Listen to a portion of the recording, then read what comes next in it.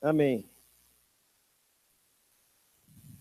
Eu vou convidar você a abrir a Bíblia aí no livro de Esdras, onde as páginas estão coladas. Você nunca leu na vida. Esdras, eu também não sei onde está aqui.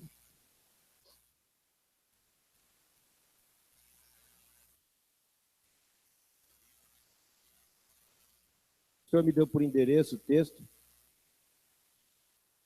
em algum dia da semana passada, ou no começo da semana. Fui ao texto, pensei que ia ler uma coisa, li outra. Fiquei impactado com o que li e entendi que era para compartilhar com a igreja algumas coisas. E agora, durante a intercessão, ficou muito claro que é sobre mais ou menos isso que a gente vai falar aqui mesmo. Deus sempre traz as pessoas que precisam ouvir, né? Primeiramente, depois as outras vão ouvir também. Então nós vamos a Esdras capítulo 10 e eu vou ler. Os capítulos de Esdras não são muito longos, não, mas os versículos são enormes. Não, vai contando história, né? Então parece que não acaba mais. Levi, isso é Bíblia, né? Certo? Então tá bom. Enquanto Esdras orava, confessando e intercedendo pelo povo, prostrado diante da casa de Deus, uma grande multidão de israelitas, homens, mulheres e crianças, reuniram-se em volta dele. Eles também choravam e se lamentavam pelo erro cometido. Então Secanias, filho de Jeiel, um dos descendentes de Elão, dirigiu-se a Esdras e lhe propôs: temos sido desleais para com o nosso Deus quando celebramos alianças e matrimônios com mulheres estrangeiras dentre os povos pagãos da terra. Entretanto, é certo que há esperança para Israel. Façamos, pois, agora mesmo uma aliança com o nosso Deus, de que mandaremos embora todas as mulheres pagãs e seus filhos, conforme o conselho do meu Senhor e dos que amam e temem diante dos mandamentos do nosso Deus. Que tudo seja feito em conformidade com o que orienta a lei. Levanta-te, pois a ti compete agir, contudo estaremos ao teu lado. Coragem e mãos à obra. Assim que ouviu estas palavras de encorajamento, Esdras se ergueu e convidou os chefes dos sacerdotes e dos levitas e todo Israel a jurar que fariam como acabava de ser declarado. E eles juraram. Esdras retirou-se de diante da casa de Deus e dirigiu-se ao aposento de Joanã, filho de Eliasibe. Enquanto permaneceu ali, não comeu pão, nem mesmo bebeu água, porque chorava amargamente por causa da infidelidade dos exilados. Mais tarde, ouviu-se uma proclamação em Judá e em Jerusalém, para que todos que retornaram do exílio se reunissem em Jerusalém. E os oficiais e líderes baixaram a convocação geral e decidiram que todo aquele que dentro de 3 dias não comparecesse perderia todos os seus bens e seria excluído sumariamente da comunidade dos que voltavam do cativeiro.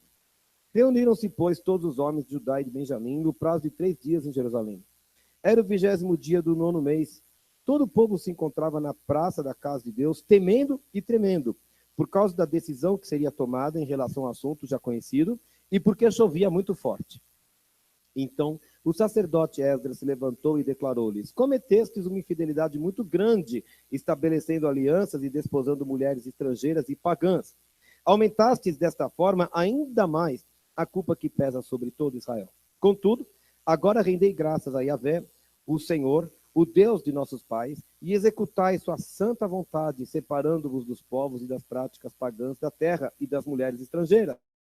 E a assembleia inteira passou a responder em alta voz: sim, nosso dever é agir de acordo com tuas ordens. Mas o povo é numeroso e estamos na estação das chuvas.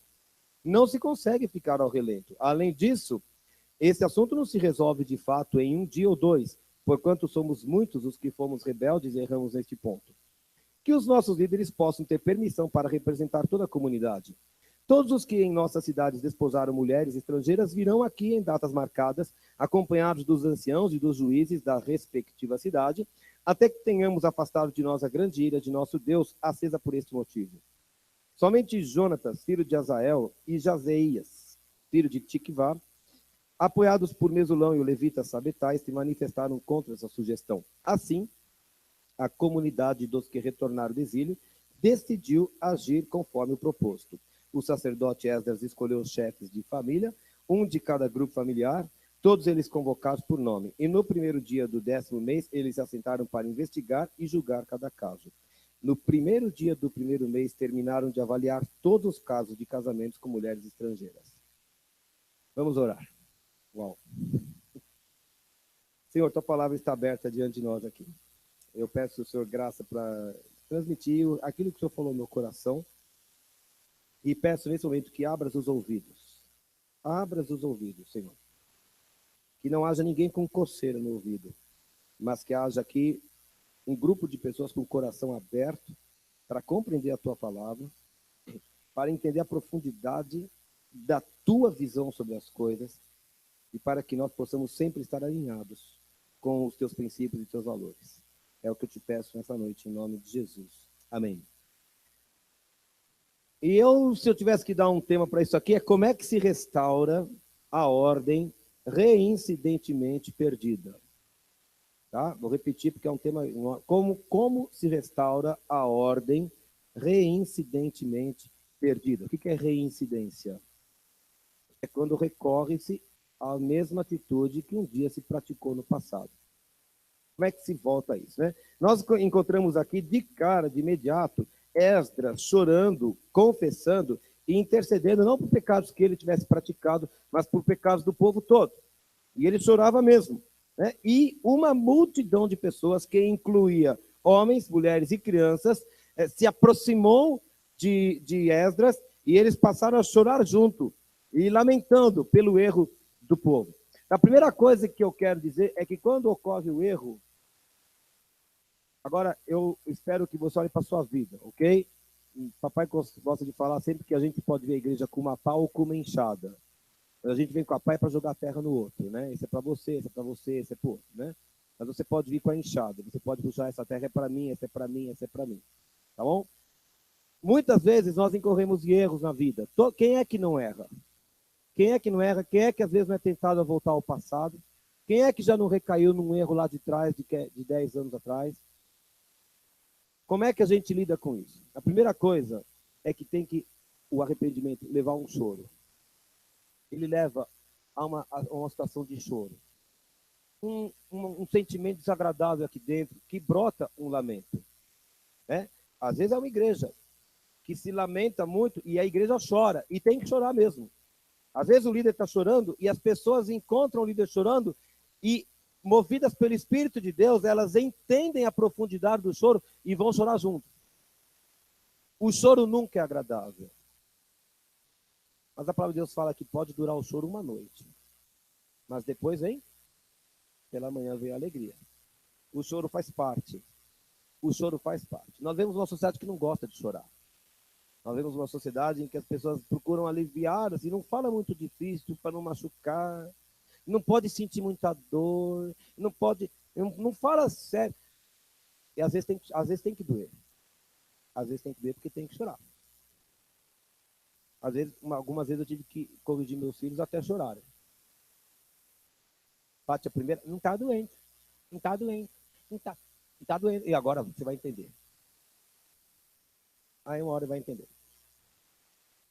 Mas depois vem uma confissão pública, porque o tal do Secanias, que eu não sei quem que ele era no povo, ele, no versículo 2, ele vem e confessa o pecado. Ele falou, nós somos desleais para com Deus.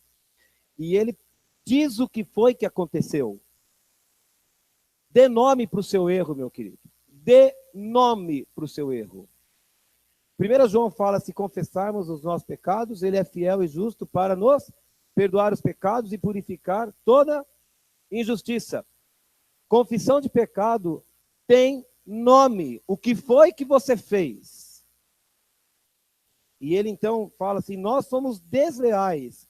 Por quê? Qual foi a deslealdade do povo com Deus? A deslealdade foi que eles se uniram aos povos que não eram judeus, aos povos pagãos, coisa que Deus havia proibido desde Moisés. Já estava proibido lá, nós vamos chegar lá em Êxodo daqui a pouquinho. Mas eles não deram muita bola.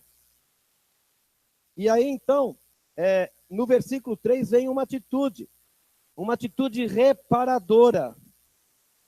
Eles resolvem que vão fazer a reparação do erro no versículo 3, e é uma reparação difícil, porque aqueles homens haviam se casado com mulheres pagãs, e alguns inclusive já tinham gerado filhos com elas, e era necessário mandá-las embora para limpar a linhagem de Israel. É coisa difícil, porque o nosso mundo ocidental não aceita muito um conceito desse, é uma coisa meio radical, contundente, dolorida, mas com Deus é assim, você tem que arrancar a unha até o final. Eu já contei isso várias vezes. Mas para quem não sabe, eu conto de novo. Uma época eu andava com uma unha encravada que não tinha jeito de sarar. Não sarava de jeito nenhum. Vivia saindo carne esponjosa. Aí ia lá no pedicure e cortava a pontinha lá, sarava, fazia um curativo. 2 meses depois eu estava de novo. E saía pus, e sangrava, não dava para jogar bola, não fazia nada.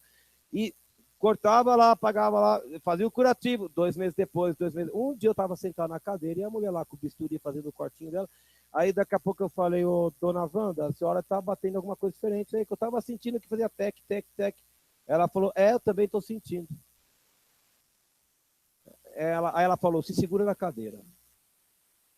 Não dava tempo de fugir. Né? Aí ela pegou o bisturi, ela pensou que, não sei o que ela pensou, né? Eu não sei porque vocês estão assim, para mim está tudo tranquilo aqui. Eu que estava sentado na cadeira, vocês estão sofrendo, eu estou vivo aqui. Ó.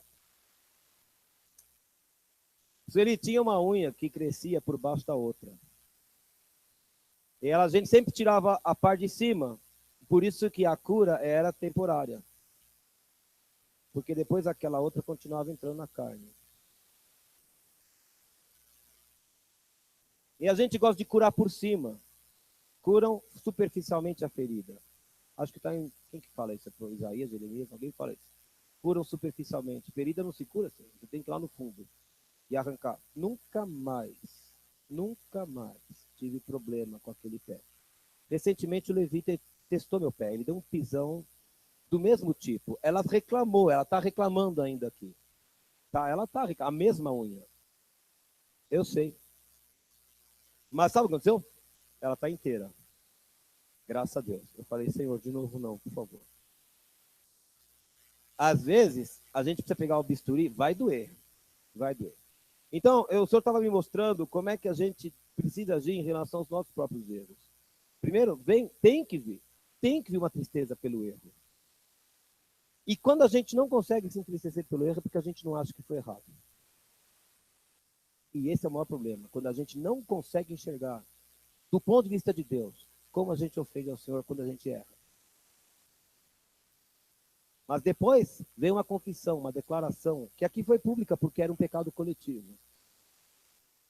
E depois, uma tomada de decisão. Agora, aqui era um pecado coletivo, era o povo todo, não era o povo todo, mas você pode ver que o capítulo vai até o versículo 44 e tem uma lista.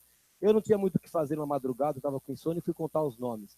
Deu mais ou menos 120 pessoas. O texto não fala quanto tempo que isso levou, mas eram cerca de 120 homens de Jerusalém, de Judá, que estavam se casando com mulheres estrangeiras. Não era pouca gente, não. E, inclusive da liderança tinha alguns ali. Então eles falam para o Esdras, você é o sacerdote aqui, você tem que tomar... E o Esdras, coitado, ele não tinha tomado mulher de lugar nenhum, mas ele é o primeiro que tinha que apresentar o sacrifício pelo povo. Então ele se prepara, ele se retira, ele vai chorar para fazer depois a confissão, e eles fazem um acordo. No versículo 5, olha que interessante. Quando Esdras ouviu as palavras de encorajamento, o povo falou, vai, levanta e vamos lá. Você vai à frente e nós vamos com você. Então ele mandou chamar todo mundo e mandou fazerem um juramento de que eles fariam o que eles tinham declarado. O tal do Secanias falou, nós vamos devolver as mulheres, nós vamos liberar essas mulheres com seus filhos, inclusive. Vai todo mundo embora, nós vamos limpar a área. É mesmo? Então vocês vão fazer um juramento aqui diante de Deus que vocês vão fazer isso. Porque era uma atitude coletiva, era um erro coletivo. E todos, está escrito aí, todo Israel jurou que faria como foi declarado. Então depois ele faz o sacrifício, né? E depois mandaram chamar uma assembleia, porque essa era uma conversa que aconteceu mais no âmbito de liderança. Mandaram chamar a assembleia e deram um prazo de 3 dias para as pessoas virem das cidades até Jerusalém. E o texto fala que era época de chuva, e chovia muito. E as pessoas foram tremendo, não sei se de frio por causa da chuva, mas acho que não, porque fala aqui no texto que eles já sabiam do assunto. No versículo 9, eu imagino que as pessoas da cidade já soubessem do que se tratava aquela assembleia e qual era a decisão que seria tomada. Na verdade, a decisão já tinha sido tomada. E eu acho que as pessoas iam preocupadas mesmo, porque é difícil corrigir o erro. E quando a gente se aproxima da hora de corrigir o erro, sempre dá um negócio aqui no coração assim. Mas eles foram. E o Esdras não poupou palavras. No versículo 10, ele desceu a lenha.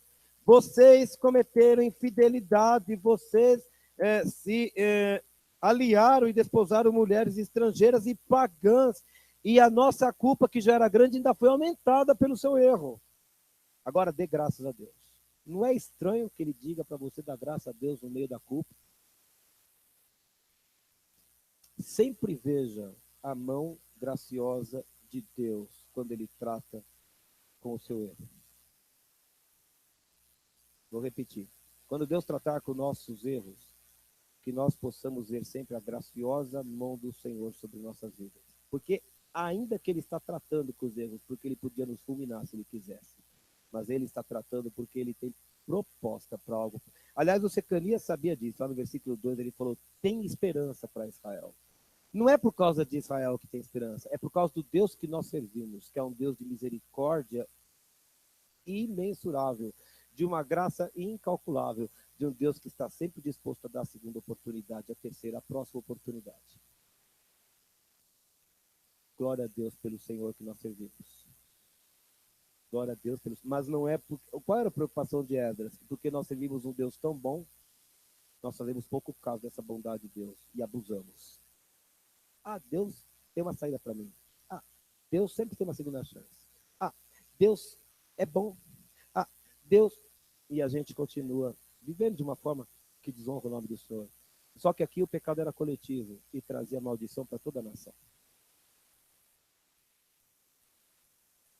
Então ele faz aquele discurso, a Assembleia concordou, mas eles levantaram questões importantes. E eu aprendi também que na retratação de erros, Deus permite que nós usemos da inteligência. Eles falaram, está chovendo.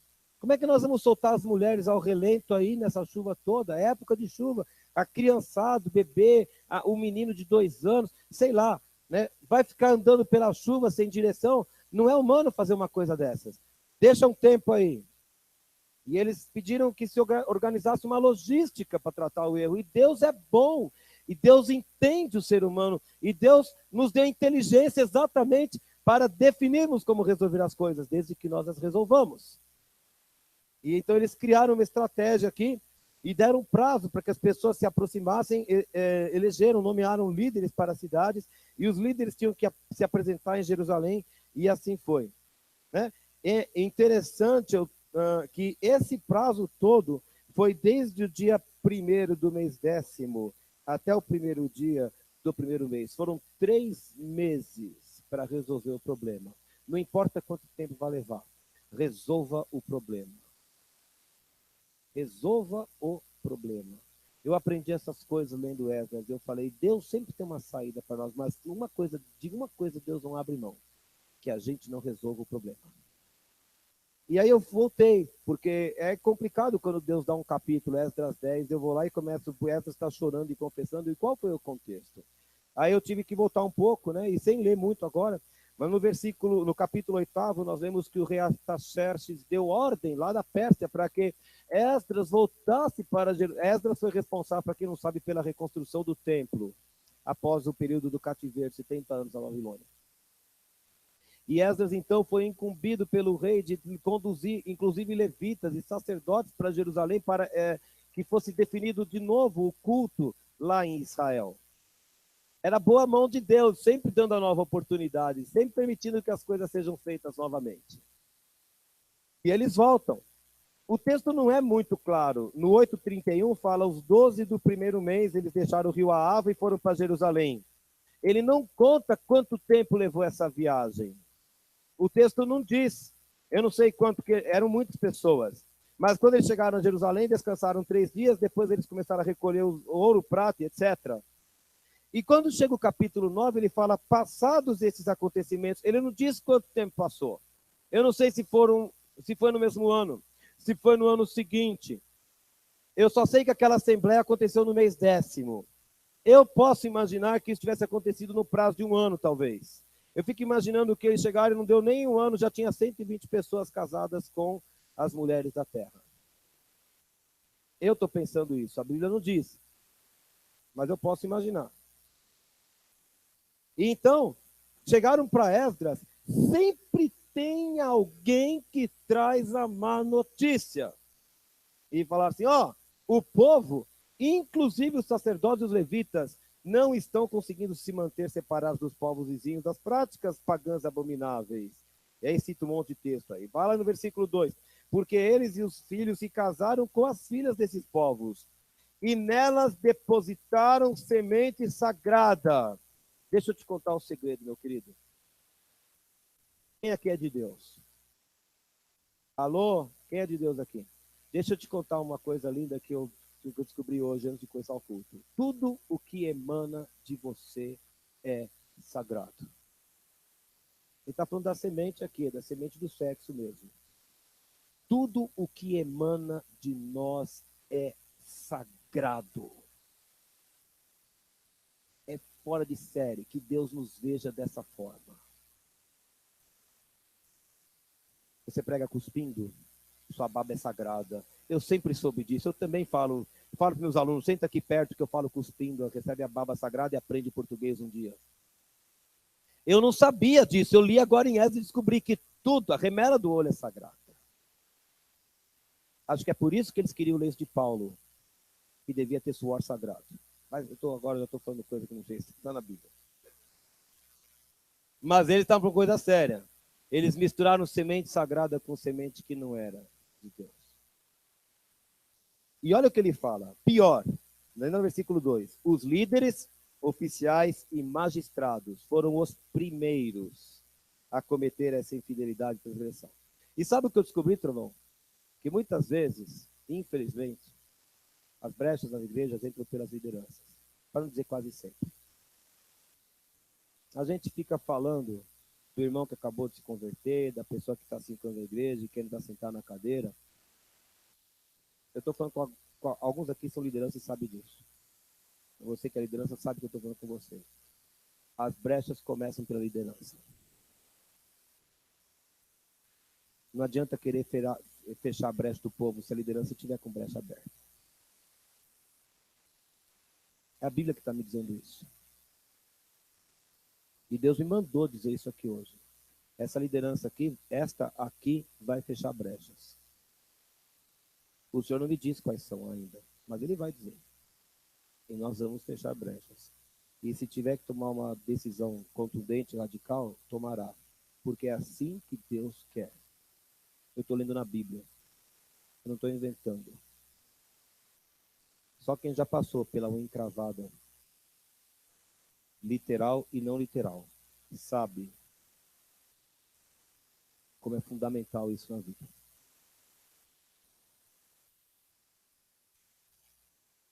Aí quando Esdras ouviu esse relato, ele rasgou as vestes e tal. Aí o versículo 4 fala que as pessoas também foram tocadas pelo Espírito Santo, né? Aí ele nem conseguiu fazer o sacrifício direito, ele só conseguiu se ajoelhar no versículo 5, estender as mãos para Jeová e pedir a Deus misericórdia. E a oração dele é tão linda, tão linda, tão linda. Porque no versículo 7 ele fala assim: desde a época dos nossos antepassados até hoje, estamos sob grande peso de culpa e por causa das nossas iniquidades, nós fomos entregues, nós, os nossos reis e inclusive os nossos sacerdotes, nas mãos dos poderosos pagãos de outras terras e sujeitos à espada, à escravidão, aos açoites, à extorsão e à ignomínia, como se pode observar nesse dia. O Esdras tinha plena convicção de que 70 anos de cativeiro, de onde eles estavam saindo naquele momento, eram provenientes do fato de que eles transgrediram os mandamentos de Deus. Mas ele reconhecia a mão de Deus sobre eles, porque no versículo 8 ele fala que mais uma vez o poder da graça de Jeová se manifestou sobre eles. E embora eles fossem escravos, ele fala no versículo 9, Deus nunca os tinha abandonado. Deixa eu te contar uma coisa. Não me interessa a lama em que você hipoteticamente esteja um dia. O Senhor está com você sempre. Nem que seja para um dia exercer a disciplina, porque você é filho, para te tirar dela. O Senhor sempre está com você. Era melhor não estar na lama. Mas um dia você vai olhar para trás e falar assim, Deus sempre esteve comigo. E graças a Deus por isso. E aí ele fala essas coisas aqui. Só que agora ele fala que Deus foi bom, porque permitiu pelo rei da Pérsia que eles voltassem, reedificassem o templo. Neemias ia reedificar os muros da cidade, e eles voltariam a ter então a sua vida com Deus, a prática da sua religião, o seu culto. Só que agora ele fala, caramba, nós acabamos de ser libertos por Jeová e vamos voltar a fazer a mesma coisa que fizemos antes. Não deu nem um ano. E a gente volta a fazer as mesmas coisas. Aí ele cita os mandamentos de Deus, que eu vou ler daqui a pouco. E ele fala então no versículo 13, depois de tudo que nos aconteceu, Deus nos tem castigado menos do que merecemos, considerando a abominação dos nossos pecados. E ainda nos permitiste que este remanescente, como poderíamos desobedecer outra vez a tua palavra e os teus mandamentos e celebrar alianças e matrimônios com pessoas que praticam todo tipo de paganismo? Se fizéssemos isso, tu ficarias tão irado conosco que nos destruirias completamente e não deixarias que ninguém escapasse.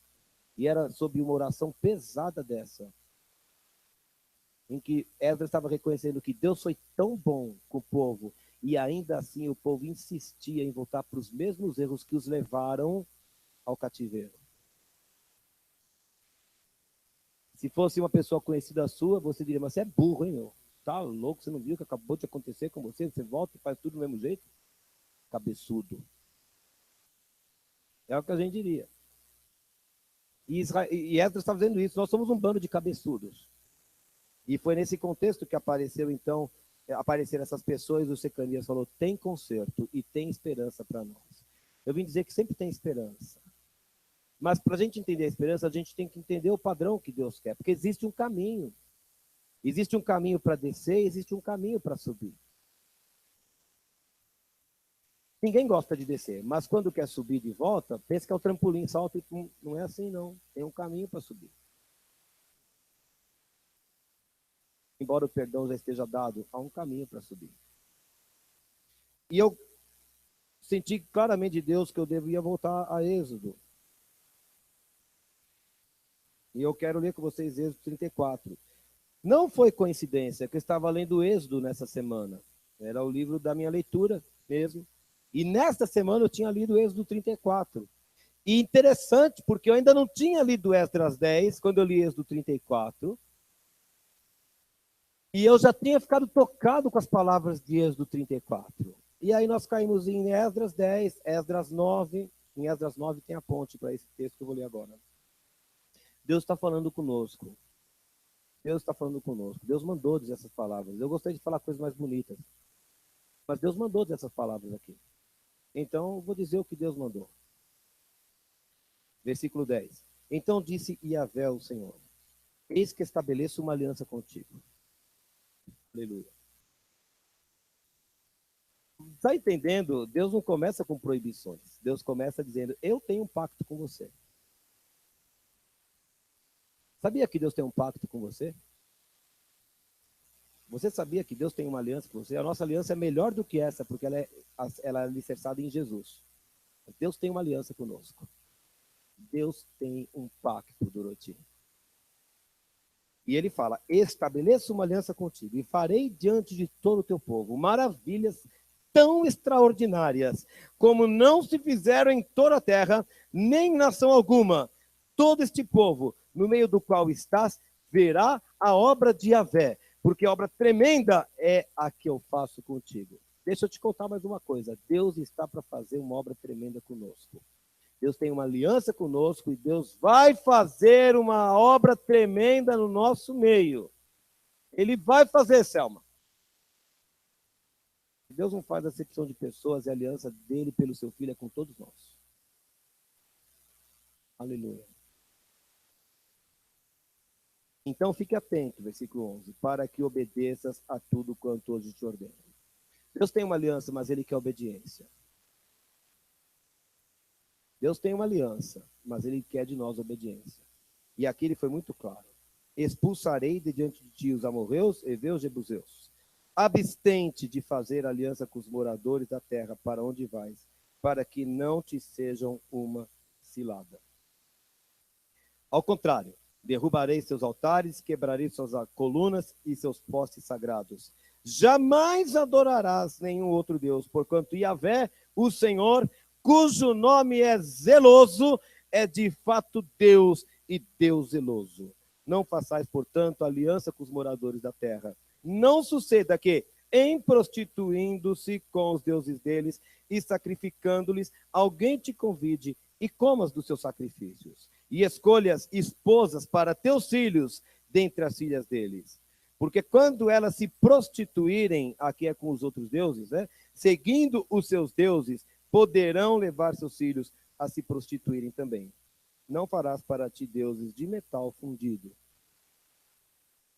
Então Deus avisou que faria uma aliança de milagres, de sinais, de maravilhas, que seria um espanto, até para o próprio povo de Israel e para os outros também. Mas Israel tinha uma parte nessa aliança, que consistia em não se misturar com os outros. Não se misture. Vou explicar por que o Deus é tão enfático nisso. O Senhor nosso Deus conhece como ninguém o coração humano. E ele manda dizer por meio de Jeremias que o coração humano é o quê? É o quê? Enganoso e desesperadamente corrupto. Ele pergunta, quem o conhecerá? É uma pergunta retórica. E Deus fala, eu, o Senhor, conheço os corações. Você pensa que você conhece suas intenções? Deixa eu te contar um segredo. Deus conhece melhor do que você as suas próprias intenções. Você conhece os seus pontos fortes? Deus conhece também, melhor do que você. Você sabe as áreas das suas fraquezas, o temperamento, onde é difícil para você?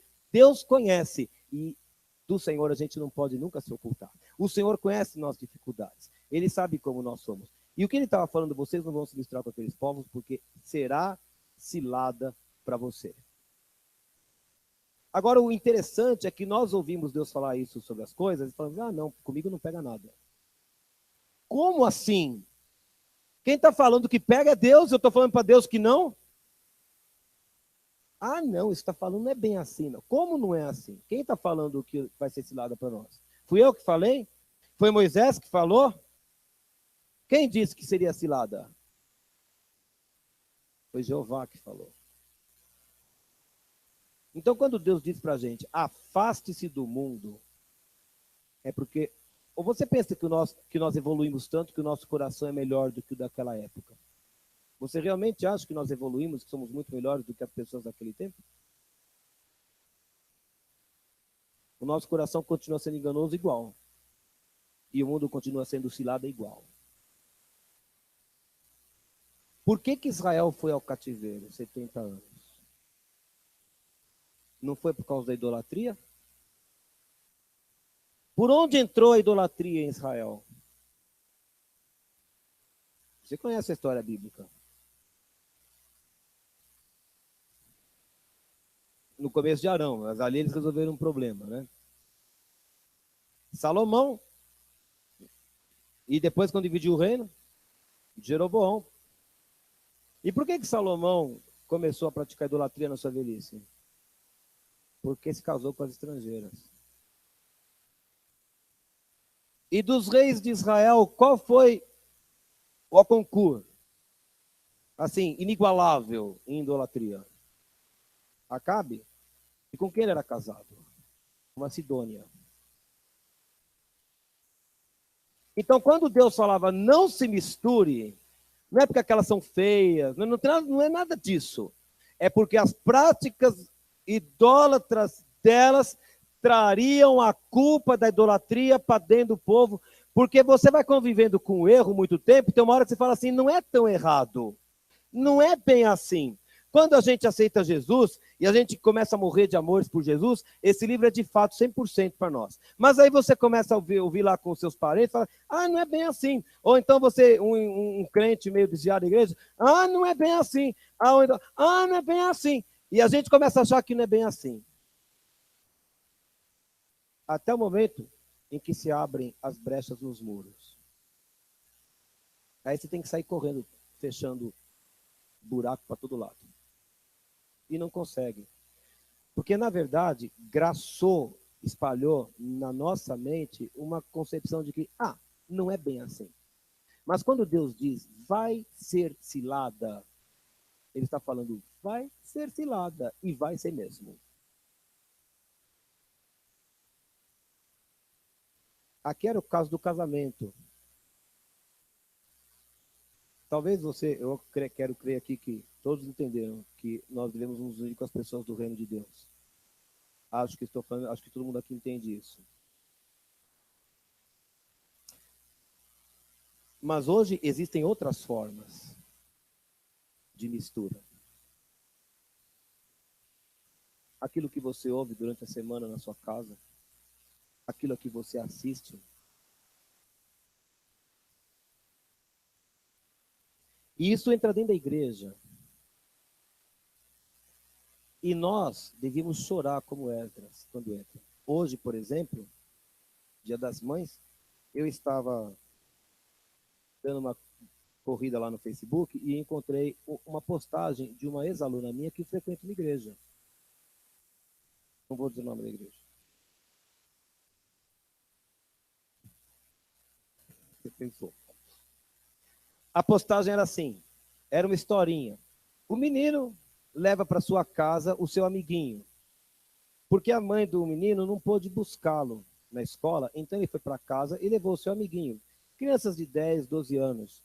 Então, quando ele chega em casa, ele fala, mamãe, eu trouxe o amiguinho aqui, ele vai ficar aqui jogando comigo videogame, até quando chegar, até os pais dele chegarem para buscarem e tal.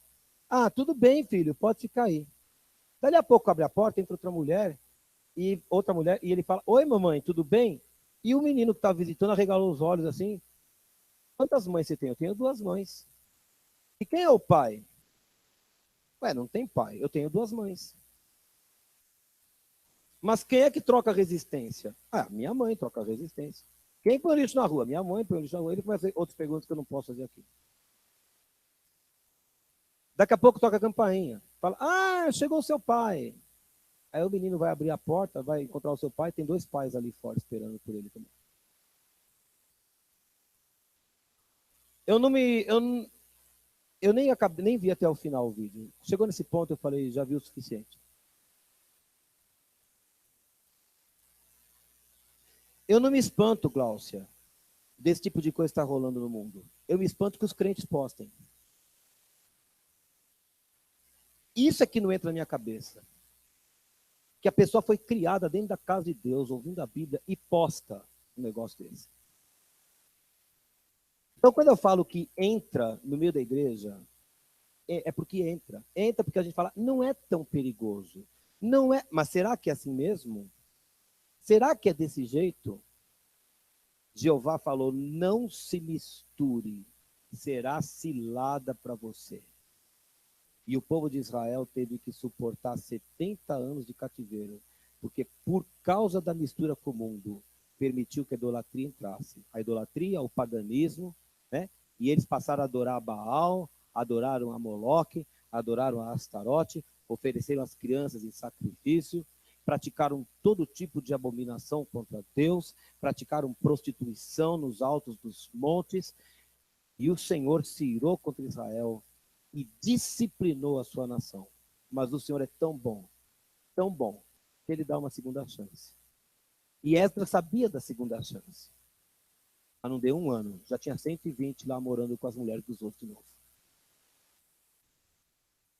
A história é muito triste. Eu vim falar coisas tristes hoje aqui. Mas eu vim trazer um recado importante para você. Leve a sério, não o que o pastor fala aqui na frente.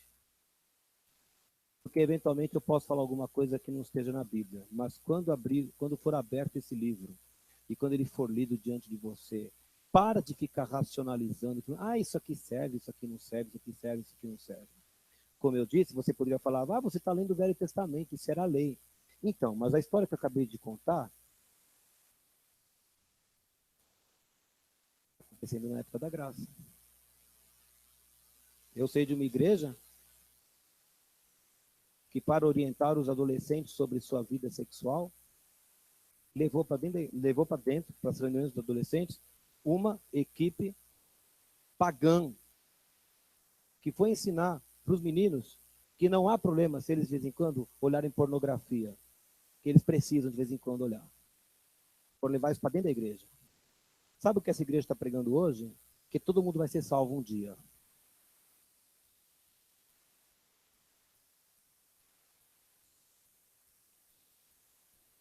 Vocês entendem o que eu estou falando? Que graças a Deus não entrou aqui isso, não vai entrar. Mas por onde entram essas coisas? Porque a gente se mistura. Então, por exemplo, como líder de louvor, eu falo para os levitas, não traga a música do mundo para dentro dos seus ouvidos. Eu não vou te vigiar, meu querido. Eu não vou te vigiar, mas deixa eu te contar uma coisa. Se eu souber que você colocou na sua playlist um monte desse lixo, você aqui não vai ministrar, porque eu não quero brecha aberta. Se eu posso conviver sem a música do mundo, você também pode. Eu duvido que quando você tivesse 2 anos de idade, o seu passatempo predileto fosse sentar em frente à TV e ver concerto, que era o que eu fazia.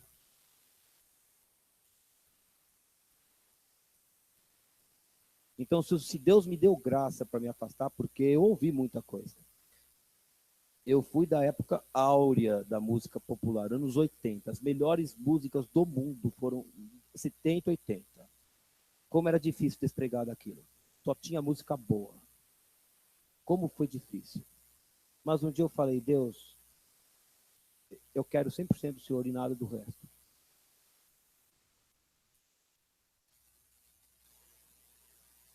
E eu quero exortar a igreja, em nome de Jesus. Aqui não haverá mistura. Esdras não estava chorando por causa da mistura que ele praticou, ele chorava pela mistura do povo. Você vai falar assim, não é importante, eu não sou nada na igreja, eu não sou pastor. Deixa eu te contar, Esdras estava chorando e ele disse, Senhor, nós pecamos. Ele não falou, Deus, eles pecaram. Para o povo ele falou, vocês cometeram infidelidade, porque vocês pegaram as mulheres do outro. Mas quando ele foi orar, ele falou, Senhor, nós pecamos. Quando você erra, nós estamos errando. Mas Deus quer fazer maravilhas em nosso meio. E ele mandou dizer essas coisas. O nome dele é zeloso. Eu fiquei espantado com esse nome. Vitor, sabe o que é zeloso? É ciumento. Deus é ciumento. Você sabia disso? Se quando Deus me vê flertando com o mundo, quando Deus me vê flertando com as ideias e os conceitos do mundo, quando Deus me vê flertando com os padrões do mundo, ele fica com ciúme, porque ele fala, eu comprei esse homem para ser meu. Eu comprei esse homem para me representar diante dos homens. Eu comprei essa pessoa para passar a eternidade do meu lado, para refletir a minha glória, para me manifestar através dele. Mas ele escolhe lá fora. E ele fica com ciúme. E ele falou para Moisés, meu nome é zeloso, eu tenho zelo. E porque ele tem zelo, ele fala, você vai andar na linha, quer você queira, quer não. Aleluia. Sabe, eu não fico com medo. Eu fico grato por Deus fazer isso, porque eu podia estar no mundo perdido. Prefiro 1000 vezes, é meio redundante falar isso, tá? Nunca escrevi isso numa redação, mas você entende, viu, Pedro Paulo? Prefiro 1000 vezes que Deus trate assim conosco, porque significa que nós temos um Pai, e esse Pai cuida de nós. Eu vi as conclusões aqui. Eu tirei algumas conclusões, todas meio soltas assim, mas eu quero trazer vocês. Primeira coisa, nós notoriamente cometemos erros. Faz parte da nossa natureza, infelizmente. Eu gostaria de não errar, mas nós cometemos erros. E quase sempre os nossos erros provêm da nossa posição de infidelidade em relação aos valores de Deus. Quase sempre, porque nós não acreditamos nos valores de Deus, nós discordamos. Deus não é bem assim. É exatamente como está escrito aqui. É desse jeito que está escrito aqui. Não tem outra forma de interpretar. A segunda coisa que o Senhor me mostrou é que o fato de termos errado no passado não nos isenta de incorrermos nos mesmos erros. Um dia eu entendi que a música que eu ouvi estava me fazendo mal. Isto não quer dizer que eu estou livre e nunca mais vou gostar de música do mundo. Eu preciso vigiar, porque eu gosto de música. Eu preciso vigiar, porque senão eu volto. Um dia o Senhor nos libertou, mas isso não nos impede de voltarmos atrás. E por isso a gente precisa andar em vigilância e submissão à palavra do Senhor. Errar no passado não é vacina para o presente, não é antídoto. Ah, agora você foi picado, o vírus, agora você está imune. Não funciona assim. Conosco não é assim. 3. A liderança, os pastores da Água da Rocha, precisam ser rigorosamente zelosos das coisas de Deus. Tanto para não errar, como para ser o primeiro a buscar a reparação. O exemplo vai ter que vir da liderança. Tem aqui a pessoa que está visitando aqui, que está frequentando aqui há 3 meses. Eu não posso falar para você se conserta aí se eu aqui estiver errado. Tem que começar comigo. A reparação, 4, é sempre necessária, mesmo que ela exija um esforço logístico e radical, mesmo que leve algum tempo, mesmo que seja marcante, ela é necessária. Marcelo, dá para você desligar um pouco a internet, por favor? Tem coisa que eu quero falar e não quero que saia daqui. Posso? Já desligou? Tá, queria dar uma saudação para eles, mas enfim. Eu conheço